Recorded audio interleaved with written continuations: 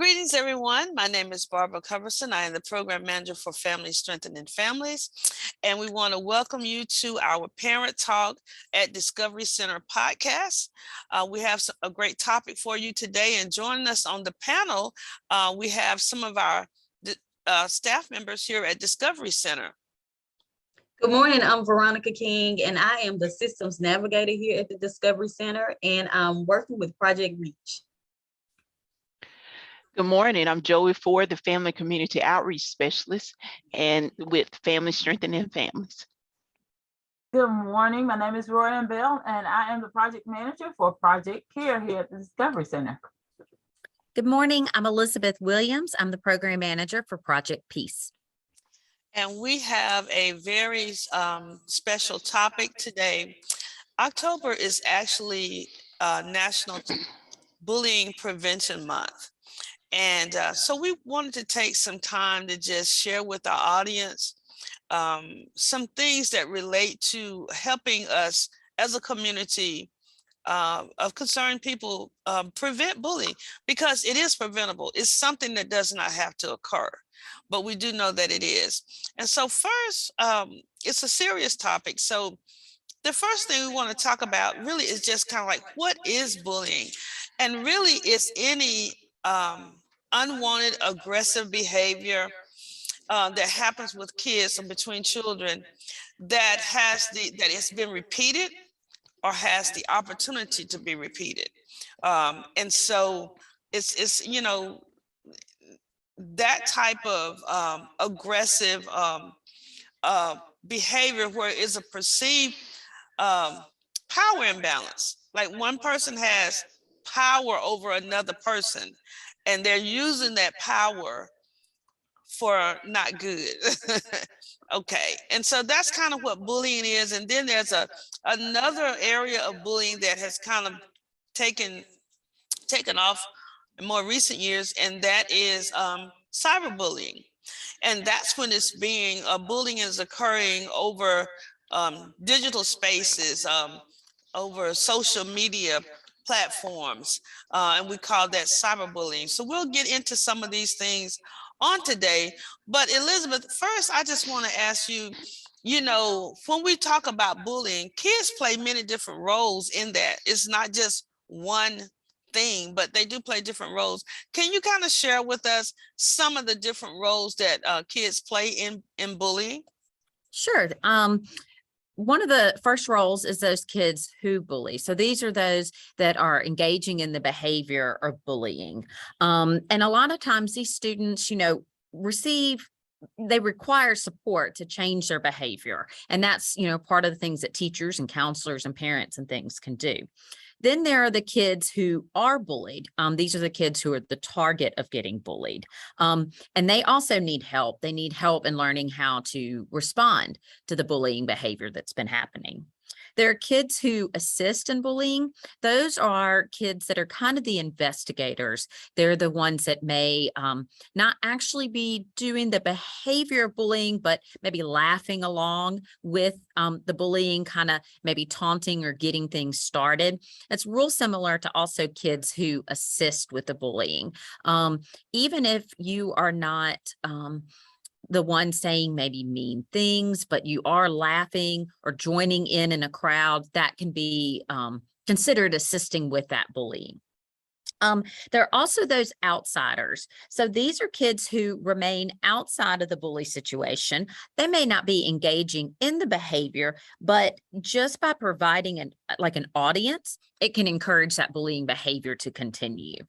And the last one are those kids that defend, those kids that may come to the child who's been bullied and try to comfort them, and maybe sometimes even defend the child who's been bullied and say something, you know, to the other child who is doing the bullying. And so those are some of the different roles that you see in children who in bullying behavior. Yeah, so, you know, that's kind of good to know, because it doesn't happen in a vacuum. Like, there are all different parts. And so we have to know our children so we know which role our kids may be playing in that, in order to be able to work on preventing those things. So Joey, let's just talk about, I know that sometimes if we just kind of can, as parents or adults, look for different signs, you know, sometimes, can you kind of share with us what kind of signs we could be looking for if a child is being bullied? Yes, we definitely need to be looking for changes in the child. However, we definitely need to be aware that not all children who are bullied exhibit warning signs. Some of the signs that we should look for are unexplainable injuries, lost or destroyed clothing or books or jewelry or things such as that.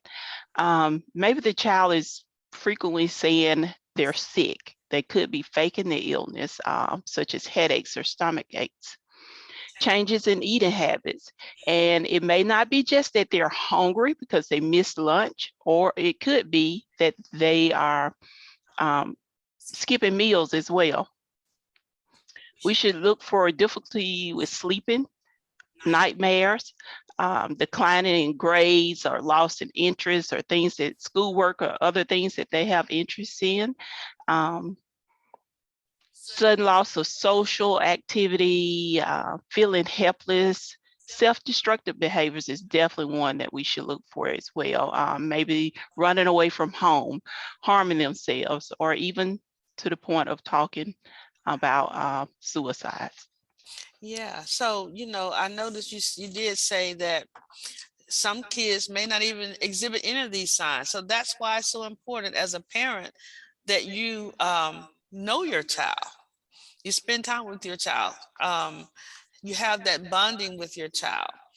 But yeah, Roy Ann, let's, sometimes if there are signs that we can look to that may be exhibited in a child that's being bullied, what would be some signs in a child that is bullying other kids?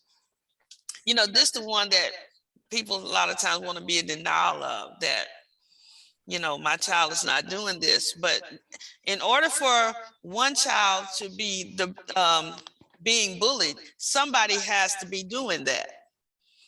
Okay. Yes, we as parents need to look for things in our children that may may not be good. So these are some of the things that we can look for. So if our children are often getting into verbal or physical fights and showing aggression, that may be a sign. But it does not necessarily, let me put a disclaimer here. It does not necessarily mean that your child is a bully, but these just may be signs that you can look for. If your child is gets into the principal's office often, or detention frequently for that aggression, they have unexplained money or things that that they couldn't buy or you didn't buy, that's something that needs to be investigated. If they frequently blame others for their problems and their issues that are going on, if they don't accept responsibility for their actions, or they are very competitive and worry about, what others are thinking about them, worry about their popularity. These are all signs that we as parents need to look for in our children to make sure that our children are not displaying this bullying behavior. Mm-hmm. So Elizabeth, are there children that are just more at risk for being bullied than others? And if so, what kind of signs should we, what should we be looking for those that are more at risk? Sure, there are some risk signs.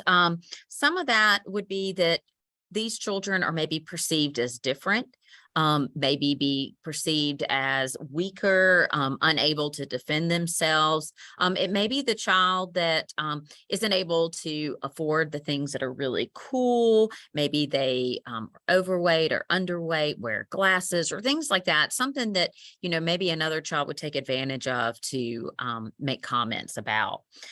These children may be depressed, they may be anxious, or maybe even have low self-esteem. Another one of the risks is that they are maybe less popular, meaning they don't have as many friends. They might not even get along with other kids as much, seen as like annoying or provoking or things like that. But it is important to mention, just like Joey said earlier, even if a child has these risk factors, they may not be getting bullied. And so that's really important to know too. It doesn't mean that they will for sure get bullied, if they even have the risk factors that I just mentioned. Great. Okay. Well, thank you, Elizabeth. Joey, since we're talking about, Elizabeth was talking about, the kids that are at risk for being bullied. What children are more likely to bully other people, other kids or other students? Can you share that with us? Yes, there's actually two types that we should be aware of. Two types of kids who are more likely to bully others. One type is where some are well connected to their peers. They tend to have social powers, or overly concerned about their popularity at times, and like to dominate or be in charge of others. Another type would be whereas they're more isolated from their peers, and they may seem to be anxious, have low self-esteem, or be less involved in school, and sometimes even easily pressured by peers. They may not identify their feelings as well to others. Children who exhibit these factors are more likely to bully others. We should look for aggressive type of behavior, or being easily frustrated. They might even think badly of others. Some might view violence in a positive way. May have friends who are bullies as well. One thing we do want to remember is that those who bully others do not need to be stronger or bigger than those they bully. The power imbalance can come from a number of sources: popularity, strength, cognitive ability, and children who bully may have more than one of these characteristics as well. Yeah, all of that is great to know, because we don't want to lump things into like one little bucket, because nothing just happens in a vacuum.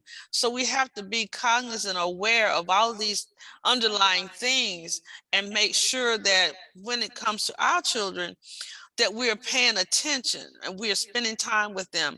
And I guess, Veronica, that's the question that I want to ask you, because why is it that children don't always ask for help? Because it seems like if a child is being bullied or something, like they would just say, "Hey, teacher, I need some help. Somebody's doing this to me," or "Hey, mom, dad, this is going on." But we find that they don't always do that. Why is that? No, and there's several reasons.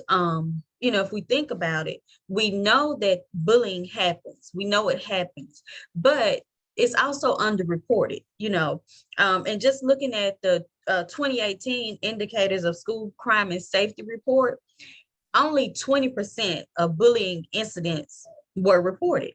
That's a really low number. So like you said, why is it happening? And it's several reasons. Going back to what you all had previously said, some of the things you mentioned already, most times these students or these children are already feeling isolated. Maybe they don't have as many friends, or they have friends and they're fearful of losing support if they say something. Maybe the people who are my friends won't be my friends if I let them know what's happening. Or maybe they might, intervene, and then they're bullied because of it, so they're looking out for basically protecting themselves and their friends.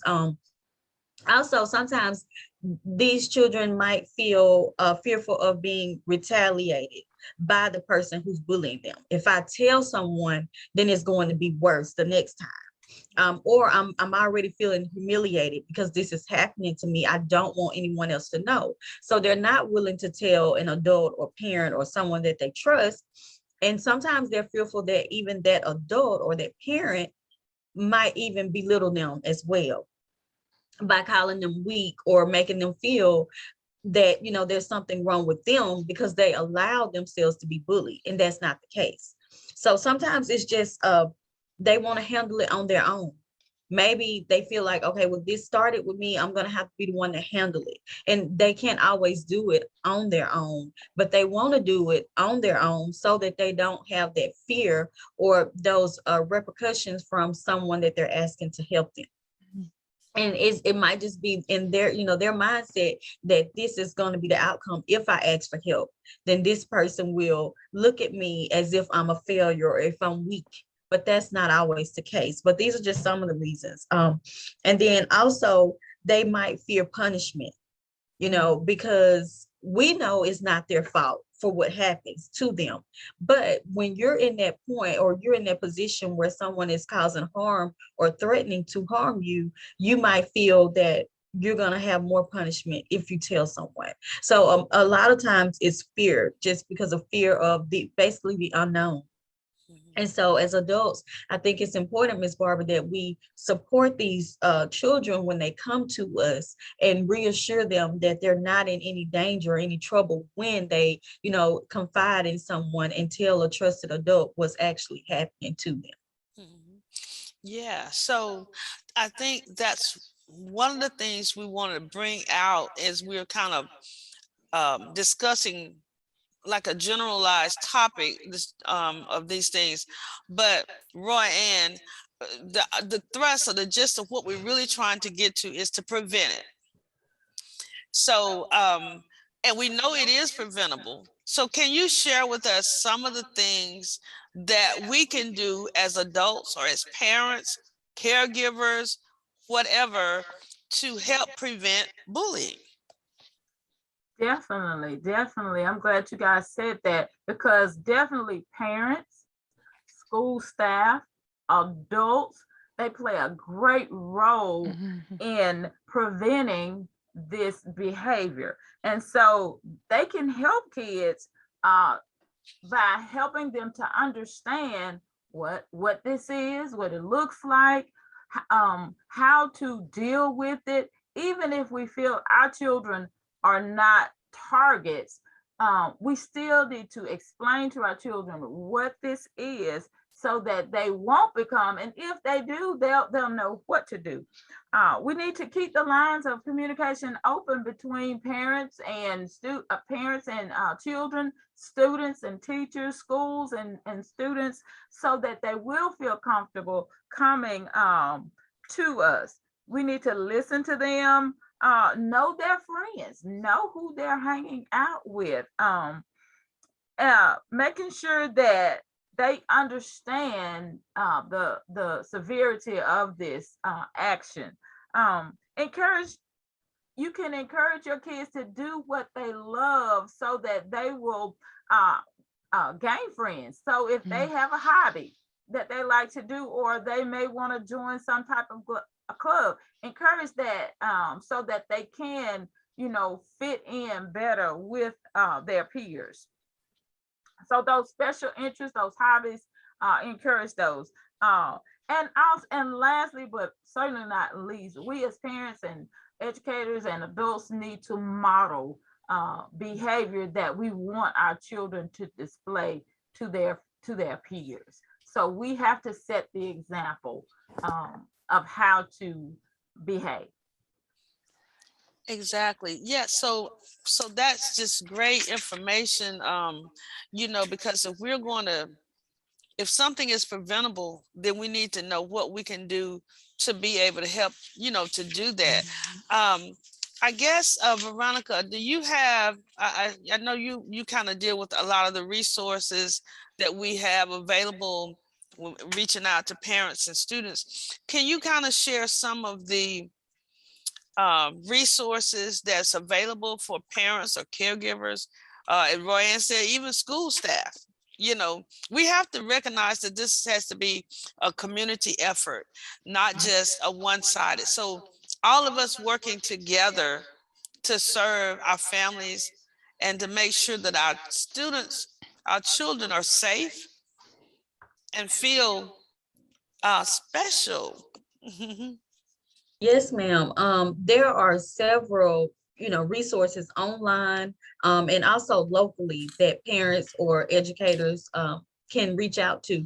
And here at the Discovery Center, we do have a listing that we can provide as well, Ms. Barbara, for Mhm. those who need it. But one of the resources is an online, an actual hotline that they parents or caregivers can contact, and it's the Stop Bullying Now hotline. That number is 1-800-273-8255. And also the National Suicide Prevention Hotline is a good resource. Hopefully no one will have to use this hotline, but it's a good resource if in fact you have a child who has some bullying incidences and has gotten to the point where it's severe and you need that additional help to prevent something tragically from happening. And then that's the National Suicide Prevention Lifeline, 1-800-273-8255. And then also one of the main resources that has a lot of information compiled is the stopbullying.gov website. So that's www.stopbullying.gov. And this is one of the major resources, Ms. Barbara. They compiled a lot of these things there. And also the SAMHSA has an app as well that was created, and this is good for you just to even download and have it on the go in case you maybe educators, you're at in a position where something is reported to you right then, you can act on it. You can download it, and this is the No Bullying mobile app, KNOW Bullying, the No Bullying mobile app.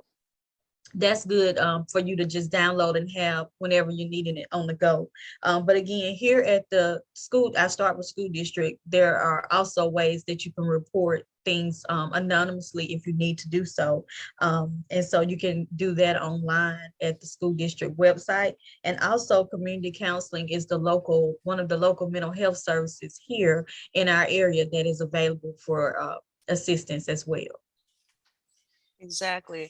And so thank you, Veronica. And Roy Ann, I do know now we serve many areas in many counties in this state, and our podcast is available for whoever tunes in. But more specifically, here in our school district, which is where we are housed, even though we serve beyond this school district, just and Ryan, do you have anything that you would like to share as it relates to our school district on bullying? I know it may vary from district to district, but just know that, yeah, our school, we have a no bullying policy. So if you share some of that and refer to our, people can look on our website, the school district website, for the official text. But just in layman's term, can you kind of share a little bit about that? And then, of course, go to our school district website for the technical language. Yes, definitely. Start back to our school district does have a bullying policy, which is in our student handbook that all of our students get. And it is the official policy, but just to kind of break down what it says, number one, the first thing it says, bullying is not allowed or tolerated toward any student, teacher, school employee, or volunteer. It is not allowed on school property, at school-sponsored events. Doesn't have to be during the school day, at any school-sponsored event, or on any buses or any property that is connected with the school. And so our school district encourages anyone who has witnessed or has credible information that a student or school employee has been targeted in any act of bullying or harassing behavior to report it. That's the first thing. You need to report it to a school official, such as a teacher, principal, counselor, any school employee, or a school official. So you should, again, immediately report it. And what you're going to include on this report, you're going to make sure that you document well. So, and let me say this, the victim has 5 calendar days to report the incident. So make sure that when this happens, you do report it immediately. On this report, you're gonna include the name of the reporting person, your name, you're the person that's reporting. What happened? When did it happen? Where did it happen? The name of the victim, and the person displaying that bullying behavior. What was done? What exactly happened? Be sure to be specific of what exactly happened. And if there were any witnesses, make sure you list those witnesses and any other information that you feel like will be helpful to help our staff understand what has happened. You can always request, if they don't, if you can request a STARFO, SOSD bullying harassing behavior form. That's what it's called. It's called a bullying harassing behavior form report. And this report will be given to the principal and the appropriate authorities so that they can address what has happened. But again, let me reiterate, as soon as you know that there is something going on, make sure that you are reporting and documenting what is happening. Royanne, I think that that's very important to report, because if you notice, like we're saying that bullying requires a repetitive behavior. So if you're not reporting it, and maybe it's already occurred 10 times, then this, it's not, then, so it needs to be reported. And I think, Veronica, you were indicating that it's not reported enough. And so this is adding to why it is that we still have this as a problem. And so we want to make sure that if there's a problem, it's going to require the intervention of adults. A kid cannot save itself from anything that's going on in its life. It's going to require the intervention of an adult. And if we could just remember that. And so I think one of my takeaways from all of this, and not just if it's relating to bullying, but to make sure that you spend time with your children on purpose, so that you bond with your children on purpose, so that they are willing to share things with, if they don't have any signs that anything's going on, this is the only way you're gonna know if you got a bond with them. Now, if they have signs, you may start investigating, but Joy told us you may not always see signs. Right. So you're going to need to have a relationship with your children so that they will come to you and talk to you about things that's going on in their lives, even when, you hadn't asked. And so one of the big things that I think that we could do as adults, especially when it comes to children who are being bullied, is help them with their value and their self-worth, their self-esteem.